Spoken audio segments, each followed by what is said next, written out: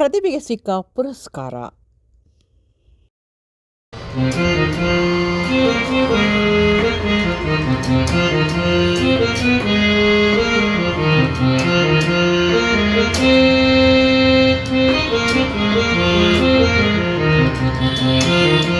ಖ್ಯಾತ ಸಂಗೀತ ವಿದ್ವಾಂಸರಿಗೆ ಸಲ್ಲುತ್ತಿರುವಂತಹ ಸನ್ಮಾನ ಸಮಾರಂಭಗಳು ಹಾಗೂ ಅವರಿಗೆ ದೊರಕಿದಂತಹ ಪ್ರಶಸ್ತಿ ಪತ್ರಗಳನ್ನು ನೀವು ನೋಡಬಹುದು.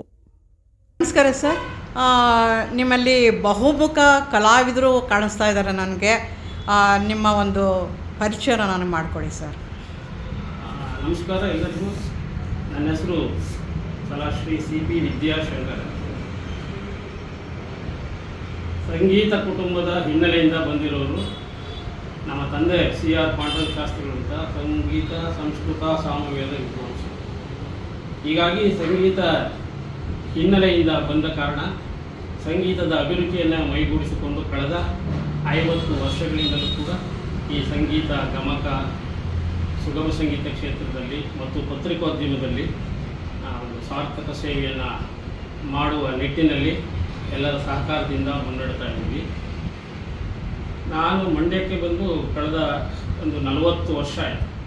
1986ರಲ್ಲಿ ಮಂಡ್ಯಕ್ಕೆ ಬಂದಾಗ, ಅದಕ್ಕಿಂತ ಮುಂಚೆ ನನ್ನ ಪ್ರಾರಂಭಿಕ ವಿದ್ಯಾಭ್ಯಾಸದ ದಿನದಿಂದಲೂ ಕೂಡ ನಾನು ನಮ್ಮ ಮೂಲ ಹಾಸನ ಜಿಲ್ಲೆಯ ಚನ್ನರಾಯಪಟ್ಟಣ ಅಂತೇಳಿ ಅಲ್ಲಿ ಒಂದು ಸದೃಢ ಸುಗಮ ಸಂಗೀತ ತಂಡವನ್ನು ಕಟ್ಟಿ ರಘುಶಂಕರ್ ಎಂಬ ಒಂದು ತಂಡದೊಡನೆ ನಾಡಿನ ಎಲ್ಲ ಸ್ಥಳದಲ್ಲಿಯೂ ಕೂಡ ಸುಗಮ ಸಂಗೀತದ ಒಂದು ಪ್ರಕಾರವನ್ನು ಬೆಳೆಸುವಲ್ಲಿ ಒಂದು ಕಾರ್ಯಕ್ರಮವನ್ನು ಮಾಡ್ತಾ ಇದ್ವಿ. ಒಂದು ವಿದ್ಯಾರ್ಥಿ ದಶೆಯಲ್ಲೇ ಕೂಡ ದಾವಣಗೆರೆಯಲ್ಲಿ ನಡೆದ ಒಂದು ಮಕ್ಕಳ ಸಾಹಿತ್ಯ ಸಮ್ಮೇಳನದಲ್ಲಿ ನಾಡಿನ ಖ್ಯಾತ ಮಕ್ಕಳ ಸಾಹಿತಿ GP ರಾಜರತ್ನಂ ಅವರ ಅಧ್ಯಕ್ಷತೆಯಲ್ಲಿ ನಡೆದ ಸಮ್ಮೇಳನದಲ್ಲಿ ನಾನು ಹಾಸನ ಜಿಲ್ಲೆಯ ಪ್ರತಿನಿಧಿಯಾಗಿ ಮಾಧ್ಯಮ ಶಾಲಾ ಹಂತದಲ್ಲಿರುವಾಗಲೇ ಪ್ರತಿನಿಧಿಸಿದ್ದೆ ಎಂಬುದು ಒಂದು ಹೆಮ್ಮೆಯ ಸಂಗತಿ. ಅಲ್ಲಿಂದ ಬೆಳವಣಿಗೆ ಕಂಡು ನಮ್ಮ ಸಂಗೀತ ಅಭಿರುಚಿ ಪ್ರಾರಂಭಿಕವಾಗಿ ನಮ್ಮ ತಂದೆ ಪಾಂಡುರಂಗ ಶಾಸ್ತ್ರಿಗಳೇ ಸಂಗೀತ ಗುರುಗಳು. ತದನಂತರ ನನ್ನ ಕಾರ್ಯ ಚಟುವಟಿಕೆ ಸೀಮಿತವಾಗಿ ನಡೆಯುತ್ತಿದ್ದು, ತದನಂತರ ಸುಗಮ ಸಂಗೀತದಿಂದ ಗಮಕದೆಡೆಗೆ ಹರಿದಿದ್ದು ಒಂದು ವಿಶೇಷ ಸಂಗತಿ. 1975ರಲ್ಲಿ ಗಮಕ ಕಲಾ ಪರಿಷತ್ ಆರಂಭವಾದಾಗಲಿಂದ ಪ್ರಪ್ರಥಮ ವಿದ್ಯಾರ್ಥಿಯಾಗಿ ಗಮಕದ ಒಂದು ಕಲೆಯನ್ನು ಅಭ್ಯಸಿಸುವುದಕ್ಕೆ ಪ್ರಾರಂಭವಾದ ನನಗೆ ಈ ನಿಟ್ಟಿನಲ್ಲಿ ಸುಗಮ ಸಂಗೀತ ಹಾಗೂ ಗಮಕ ಕ್ಷೇತ್ರದಲ್ಲಿ ಹೆಚ್ಚಿನ ಸಾಧನೆಯನ್ನು ಮಾಡಲು ಪ್ರೇರಣೆಯಾಗಿದ್ದು ಗಮಕ ಕಲಾ ಪ್ರಕಾರದಿಂದ ಎಂಬುದು ಒಂದು ಹೆಮ್ಮೆಯ ಸಂಗತಿ.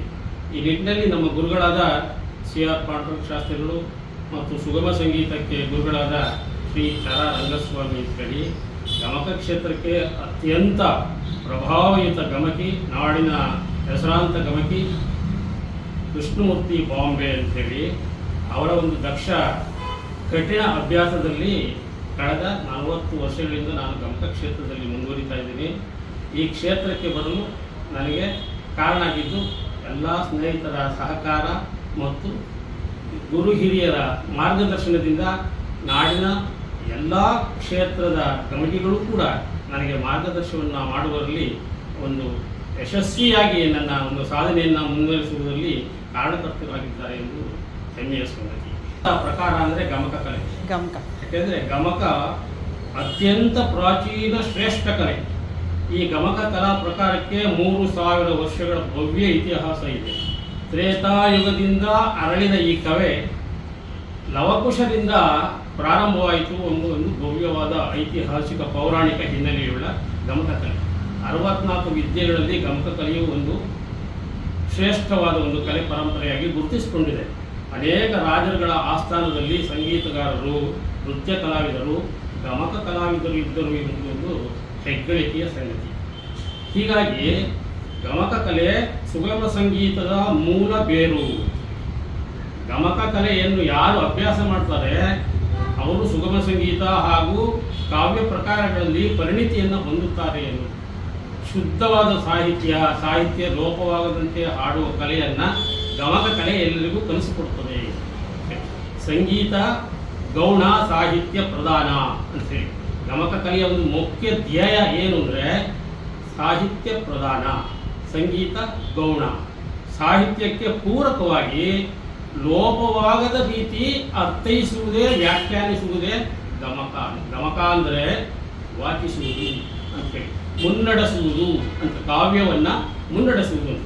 ಯಾಕೆ ನಮ್ಮ ಭಾರತ ಇತಿಹಾಸದಲ್ಲಿ ಅನೇಕ ಶ್ರೇಷ್ಠ ಕಾವ್ಯಗಳು ಗುರುತಿಸಲ್ಪಟ್ಟಿವೆ. ರಾಮಾಯಣ, ಮಹಾಭಾರತ ಇತ್ಯಾದಿ, ಹರಿಶ್ಚಂದ್ರ ಕಾವ್ಯ ಇತ್ಯಾದಿ ಕಾವ್ಯಗಳು ಜನರ ಮನಸ್ಸಿನಲ್ಲಿ ಅಚ್ಚಳಿದಂತೆ ನಿಂತಿವೆ. ಯಾಕೆಂದರೆ ಆ ಮಹಾಕಾವ್ಯಗಳಲ್ಲಿರುವ ಮಹನೀಯರ ಆದರ್ಶ, ತ್ಯಾಗ, ಬಲಿದಾನಗಳನ್ನು ನಮ್ಮ ಇಂದಿನ ಸಮಾಜ ಮೈಗೂಡಿಸಿಕೊಂಡ್ರೆ ಸಮಾಜದ ಸತ್ಪ್ರಜೆಯಾಗಿ ಉತ್ತಮ ಕೊಡುಗೆಗಳನ್ನು ಸಮಾಜಕ್ಕೆ ನೀಡುವ ನಿಟ್ಟಿನಲ್ಲಿ ಈ ಗಮಕ ಕಲೆಯ ಮಹತ್ತರವಾದ ಪರಿಣಾಮವನ್ನು ಉಂಟು ಮಾಡುತ್ತದೆ ಎನ್ನುವುದು ನನ್ನ ವೈಯಕ್ತಿಕ ಒಂದು ಖಚಿತವಾದ ಅಭಿಪ್ರಾಯ.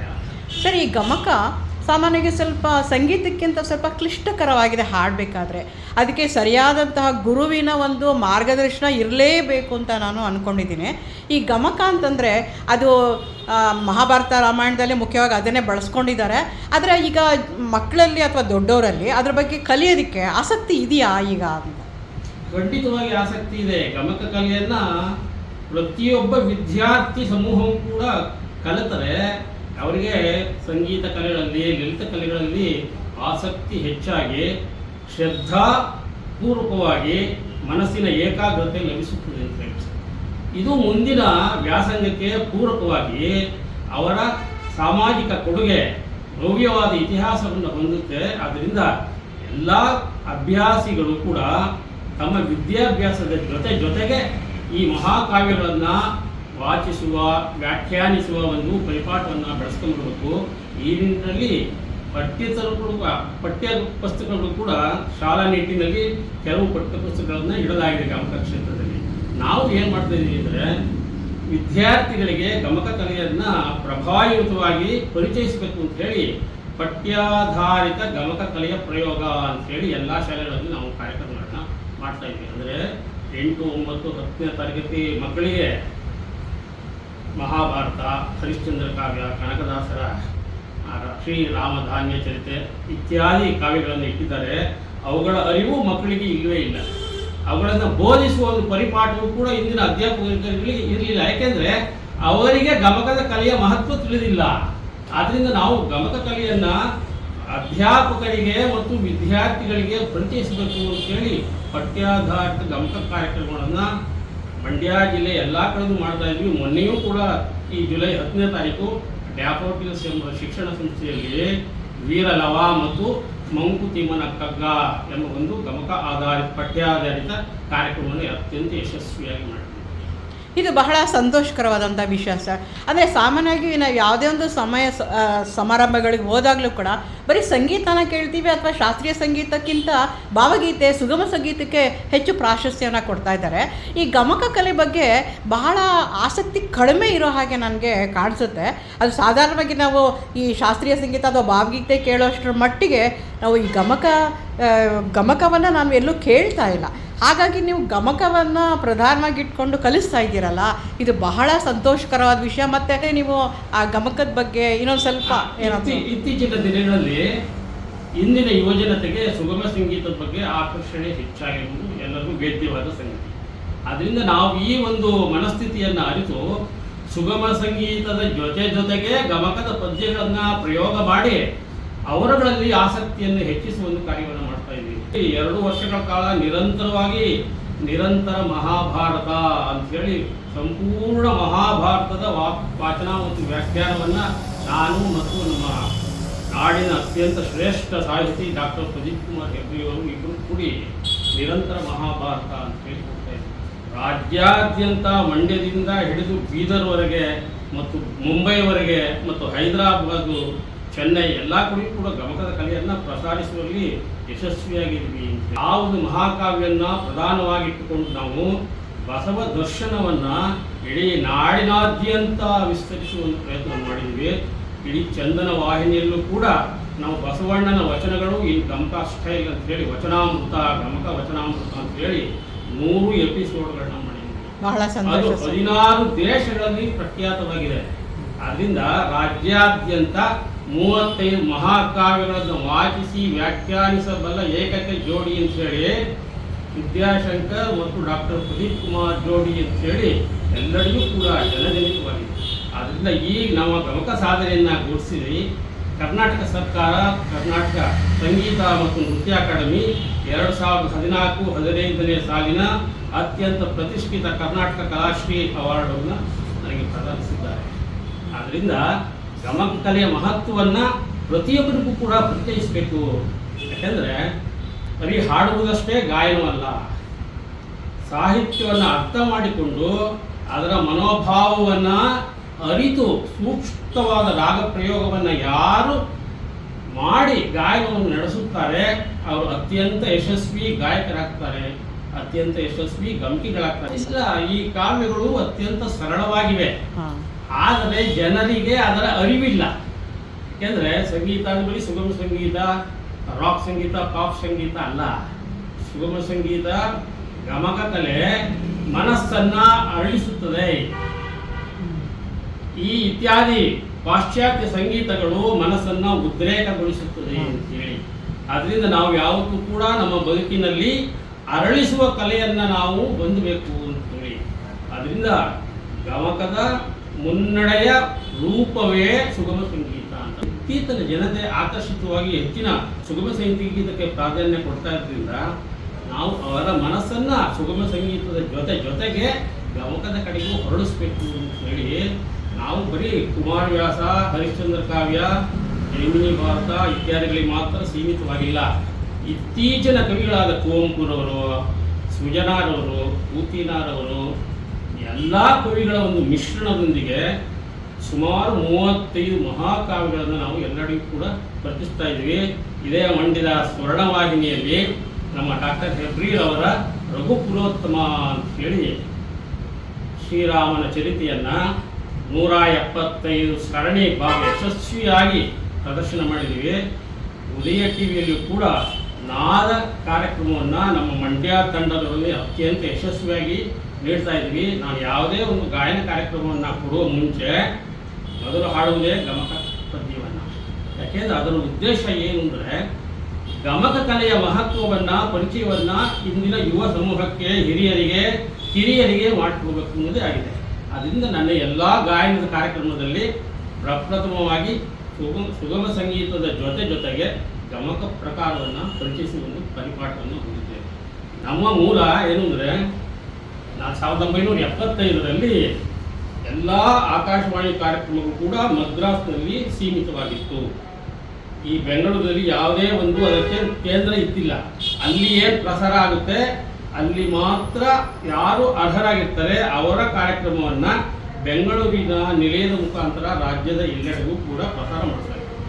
1975ರಲ್ಲಿ ನಾನು ಮಡ್ರಾಸ್ ಹೋಗಿ ಧ್ವನಿ ಪರೀಕ್ಷೆಯನ್ನು ನಡೆಸಿದಾಗ ನನಗೆ ಮುಖ್ಯವಾಗಿ ತೀರ್ಪುಗಾರರಾಗಿ ಬಂದಿದ್ದವರು ದಕ್ಷಿಣ ಭಾರತದ ಅತ್ಯಂತ ಪ್ರಮುಖ ಜನಪ್ರಿಯ ಗಾಯಕ ಡಾಕ್ಟರ್ ಪಿ.ಬಿ. ಶ್ರೀನಿವಾಸರಾವ್.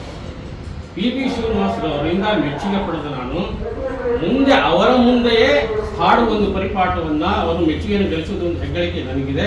ಹಾಗೆ ಮಂಡ್ಯ ಜಿಲ್ಲೆಯಲ್ಲೂ ಕೂಡ ನಿತ್ಯ ಸಚಿವ ಅಂಥೇಳಿ ಯಾರು ಕುವೆಂಪುರವರಿಂದ ಬಿರುದಾಂಕಿತರಾಗಿದ್ದ ಡಾಕ್ಟರ್ ನಮ್ಮ ಕೆ.ವಿ. ಶಂಕರಗೌಡರವರ ಸಮ್ಮುಖದಲ್ಲೇ ಹಾಡಿ ಮೆಚ್ಚುಗೆಯನ್ನು ಗಳಿಸಿದ್ದೇವೆ.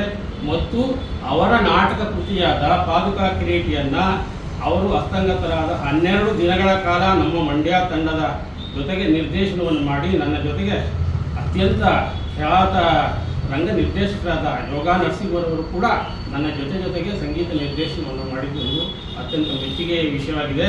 ಮತ್ತು ನಾಡಿನ ಮೇಲುಕೋಟೆಯ ಸಂಗೀತ ಕವಿ, ಅತ್ಯಂತ ಶ್ರೇಷ್ಠ ಕವಿಗಳಲ್ಲಿ ಒಬ್ಬರಾದ ಪೂತಿ ನರಸಿಂಹಾಚಾರ್ಯರವರ ಸಮ್ಮುಖದಲ್ಲೇ ಅವರ ಗೀತೆಯನ್ನು 10 ಮುತ್ತುಗಳು ಅಂತ ಹೇಳಿ ಪೂತಿನವರ ಗೀತೆಯನ್ನು ಇದೇ ಕರ್ನಾಟಕ ಸಂಘದ ರೈತ ಸಭಾಂಗಣದಲ್ಲಿ ಅತ್ಯಂತ ಯಶಸ್ವಿಯಾಗಿ ಬೇರೆ ಬೇರೆ ಗಾಯಕರ ಒಂದು ಗಾಯನದಲ್ಲಿ ಪ್ರಸ್ತುತಪಡಿಸಿದ ಒಂದು ಹೆಗ್ಗಳಿಕೆ ಇದೆ.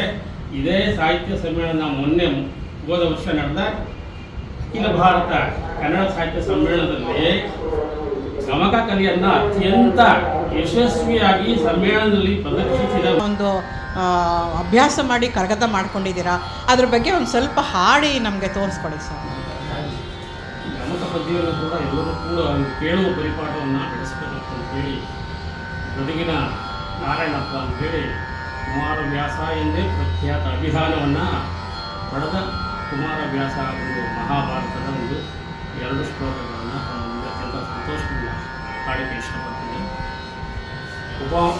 ಉಪಮಾಲಂಕಾರ ಚಕ್ರವರ್ತಿ ಎಂದೇ ಅವರಿಗೆ ಬಿರುದಾಂಕಿತ. ಉಪಮೆಗಳನ್ನು ಯಾವ ರೀತಿ ಪ್ರಸುರಪಡಿಸಬೇಕು ಸಾಹಿತ್ಯ ಲೋಕದಲ್ಲಿ ಅಂತ ಹೇಳಿ ಅತ್ಯಂತ ಶ್ರೇಷ್ಠತೆಯನ್ನು 5ನೇ ವೇದ ಎಂದು ಹೇಳಿ ಮಹಾಭಾರತಕ್ಕೆ ಒಂದು ಅಭಿಧಾನವಿದೆ. ಆದ್ದರಿಂದ ಈ ಒಂದು ಪದ್ಯವನ್ನು ಗಣಪತಿಯನ್ನು ಕುರಿತು ಒಂದು ಪದ್ಯವನ್ನು, ಆಮೇಲೆ ಒಂದು ಶಾರದಾ ಸ್ತುತಿಯನ್ನು ಹೇಳ್ತೀವಿ.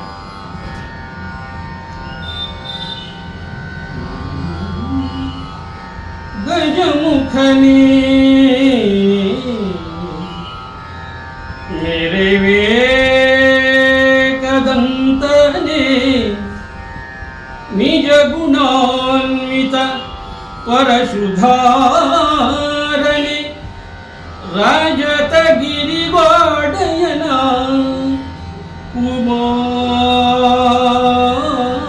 ಕುಮಾರನೇ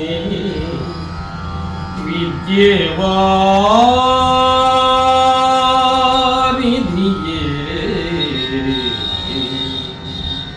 ಅಜನು ಹರಿ ರುದ್ರಾಧಿಗಳು ಅಜನು ಹರಿ ರುದ್ರಾದಿಗಳು ನೆರೆ ಭಜಿಸುತ್ತಿಹರ ನವರತ ನಿನ್ನನು ತ್ರಿಜಗವಂದಿತ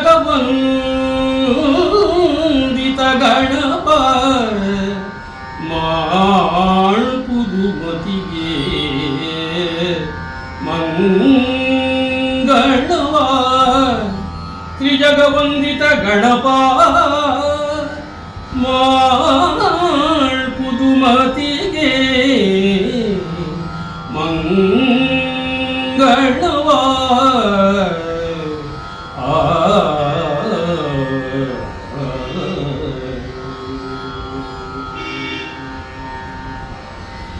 ಆದಿನಾರಾಯಣೀ ಪರಾಯಣೀ ನಾದಮಯ ಗಜಲಕ್ಷ್ಮಿ ಸತ್ವಗುಣಾಧಿದೇವತೆ ಆದಿನಾರಾಯಣೀ ಪರಾಯಣೀ ನಾದಮಯ ಗಜಲಕ್ಷ್ಮಿ ಸತ್ವಗುಣಾಧಿದೇವತೆ ಅಮರವಂದಿತ ಪಾದ ಪಂಕರುಹೇ ವೇದ ಮಾತೆಯೇ ವೇದ ಮಾತೆಯೇ ವಿಶ್ವತೋಮುಖೆ ಈ 5 ಭೂತಾಧಾರಿಯನಿಪ ದ್ವಾದಶಾತ್ಮ ಜ್ಯೋತಿ ರೂಪಿಯೇ ನಾದೆ ಶಾರದೆಯೇ ಈ ದ್ವಾದಶಾತ್ಮ ಜ್ಯೋತಿ ರೂಪಿಯೇ ನಾದೆ ಶಾರದೆಯೇ ನಾದೆ ಶಾರದೆಯೇ. ಬಹಳ ಅದ್ಭುತವಾಗಿ ಹಾಡಿದ್ರಿ ಸರ್. ಮತ್ತು ನಿಮ್ಮ ಆ ಕೀಬೋರ್ಡ್ ಬಗ್ಗೆನೂ ಕೂಡ ನೀವು ಅಭ್ಯಾಸ ಮಾಡಿದ್ದೀರಾ. ಆ ಕೀಬೋರ್ಡ್ ಬಗ್ಗೆ ಆ ಮಕ್ಕಳಿಗೂ ಹೇಳ್ಕೊಡ್ತೀರಾ? ಯಾವ ಥರ ಅದನ್ನು ಕೀಬೋರ್ಡ್ನ ಬಳಸ್ಕೊಳ್ತೀರಾ ಸರ್? ಒಳ್ಳೆಯ ಉತ್ತಮ ಕಲಾವಿದನಾಗುವ ಒಂದು ಭವಿಷ್ಯವನ್ನು ರೂಪಿಸುವ ನಿಟ್ಟಿನಲ್ಲಿ ನಾವು ಸಣ್ಣ ಒಂದು ಶಾಲೆಯ ಮುಖಾಂತರ ಒಂದು ಕಾರ್ಯಕ್ರಮಗಳನ್ನು ತರಗತಿಗಳನ್ನು ನಡೆಸ್ತಾ ಇದ್ದೀವಿ. ಸರ್ ಒಂದು ಸಣ್ಣ ಭಾವಗೀತೆ ಬಂದು ನನಗೆ ಕೇಳಿಸಿ ಸರ್. ಅದು ನಾವು ಇಲ್ಲಿ ಮಂಡ್ಯದಲ್ಲಿ ಪ್ರಪ್ರಥಮವಾಗಿ ಸುಗಮ ಸಂಗೀತ ಅವರ ರಚನೆಗಳನ್ನು ಯಾಕೆ ಹಾಡಬಾರ್ದು ಅಂತ ಅದ್ಭುತ ಯೋಚನೆ. ಅತ್ಯಂತ ಆಪ್ತರಾಗಿದ್ದರು ಹಿರಿಯರು, ತುಂಬ ಶ್ರೇಷ್ಠತೆಯನ್ನು ಪಡೆದವರು.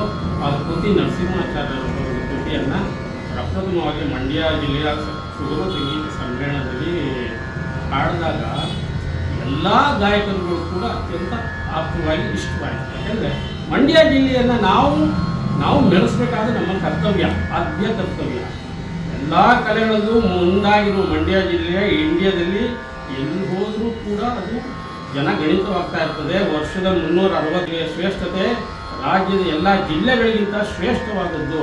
ಮಂಡ್ಯ ಜಿಲ್ಲೆಯ ಸಿಹಿ ಕಬ್ಬಿನ ರುಚಿ ಎಷ್ಟು ಶ್ರೇಷ್ಠವೋ, ಮಂಡ್ಯ ಜಿಲ್ಲೆಯ ಮನಸ್ಸು, ಕಲಾವಿದರ ಮನಸ್ಸು, ಜನತೆಯ ಮನಸ್ಸು ಅಷ್ಟೇ ಮಧುರವಾದದ್ದು ಅಂತೇಳಿ ಮೂಲ ಕಲಾವಿದರು, ಅತ್ಯಂತ ಶ್ರೇಷ್ಠವಾದ ಕಲಾವಿದರು, ವಿಜ್ಞಾನಿಗಳು ಮಂಡ್ಯ ಜಿಲ್ಲೆಯಿಂದ ಬಂದಿದ್ದಾರೆ. ತಮಿಳುನಾಡಿನ ಮುಖ್ಯಮಂತ್ರಿ ಜಯಲಲಿತಾ ಅವರು ಮಂಡ್ಯ ಜಿಲ್ಲೆಯವರು, ಹೇಮಾ ಮಾಲಿನಿ ಕೂಡ ಮಂಡ್ಯ ಜಿಲ್ಲೆಯವರೇ. ಅದರಿಂದ ಬೆಸಗದಲ್ಲಿ ರಾಮಣ್ಣ, ಇತ್ತೀಚಿನ 6 ಸಾಧಕರಿದ್ದಾರೆ. ಎಲ್ಲರೂ ಕೂಡ ಅತ್ಯಂತ ಶ್ರೇಷ್ಠತೆಯನ್ನು ತಮ್ಮ ಕರ್ತವ್ಯಗಳ ನಿಷ್ಠೆಯಲ್ಲಿ ಹೊಂದಿದ್ದಾರೆ ಅಂದರೆ ಅದು ಮಂಡ್ಯ ಜಿಲ್ಲೆ ಪ್ರೇರಕವಾಗಿ ನೋಡ್ತಾರೆ. ಹೆಮ್ಮೆಯ ವಿಚಾರ ಸರ್. ಯಾಕಂದರೆ ಮಂಡ್ಯ ಜಿಲ್ಲೆಯ ಮುಖ್ಯಮಂತ್ರಿಗಳು ಎಸ್.ಎಂ. ಕೃಷ್ಣರಾಜರಾಗಿದ್ದಾರೆ. ಅದರಿಂದ ಎಲ್ಲ ಕಲೆಗಳಿಗೆ ಪ್ರಾಧಾನ್ಯತೆಯನ್ನು, ರಾಜಕೀಯ ಶ್ರೇಷ್ಠತೆಯನ್ನು ಹೊಂದಿರುವ ಐತಿಹಾಸಿಕ ಜಿಲ್ಲೆ ಅಂದರೆ ಮಂಡ್ಯ. ಯಾವುದೇ ಸಮಾರಂಭಗಳಿಗೆ ಎಲ್ಲ ರಾಜಕೀಯ ವ್ಯಕ್ತಿಗಳು ಪೋಷಕರಾಗಿ ಬೆಂಬಲವಾಗಿ ನಿಂತಾ ಇದ್ದಾರೆ ಎನ್ನುವುದು ಕೂಡ ಹೆಮ್ಮೆಯ ಸಂಗತಿ. ಕೂತಿನ ಒಂದು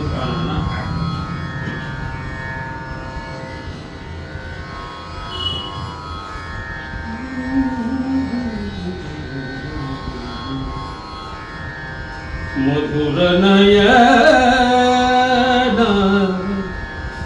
ಮಧುರ ವಚನ ಮಧುರ ಹಸನ ಮೈತ್ರಿ ಹೃದಯ ಮಿಲನ ದುಟಗಿ ಮಧುರ ಬಹು ಧಾತ್ರಿ ಮಧುರ ನಯನ ಮಧುರ ವಚನ ಮಧುರ ನಯನ ಮಧುರ ವಚನ ಮಧುರ ಹಸನ ಮೈತ್ರಿ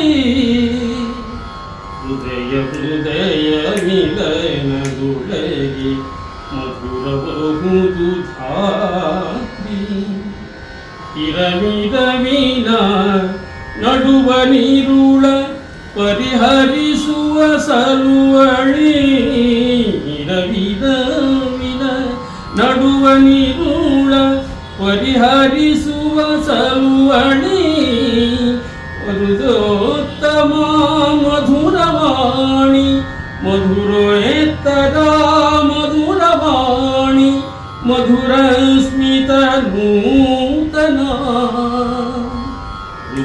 ಹೃದಯ ಮಿಲನ ದುಳಗಿ ಮಧುರ ಬಹು ಧಾತ್ರಿ ಮಧುರ ನಯನ ಮಧುರ ವಚನ ಮಧುರ ನಯನ ಮಧುರ ವಚನ ಮಧುರ ಹಸನ ಮೈತ್ರಿ ಹೃದಯ ಮಿಲನ ದುಳಗಿ ಮಧುರ ಬಹು ಧಾತ್ರಿ ಮಧುರ ಬಹು ಧಾತ್ರಿ ಮಧುರ ಬಹು ಧಾತ್ರಿ. ಬಹಳ ಅರ್ಥಪೂರ್ಣವಾಗಿದೆ ಸರ್. ಭಾಳ ಚೆನ್ನಾಗಿದೆ ಅದನ್ನ ಸರ್. ಇಷ್ಟು ತನಕ ನೀವು ಭಾಳ ಚೆನ್ನಾಗಿ ನಮಗೆ ಈ ಕಲೆ ಬಗ್ಗೆ ಮತ್ತು ಗಮಕದ ಬಗ್ಗೆ ಪರಿಚಯ ಮಾಡಿಕೊಟ್ರಿ. ಸಾಧ್ಯವಾದರೆ ಇನ್ನೊಂದು ಸಣ್ಣ ಭಾಗವನ್ನು ಗಮಕ ಹಾಡಿ ನಮಗೆ ಮುಗಿಸಿ ಸರ್.